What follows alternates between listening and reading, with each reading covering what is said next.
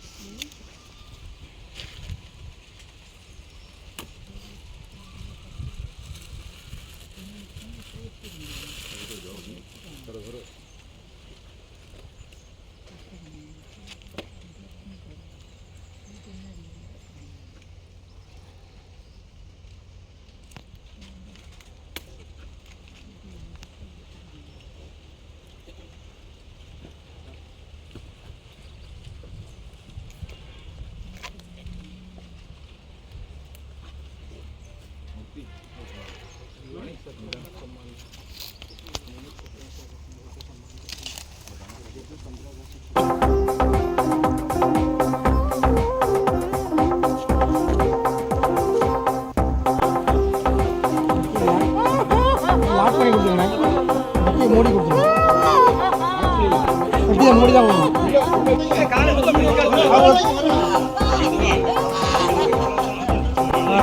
மேலே மேலே ஆணி எடுத்து சுத்தில கூட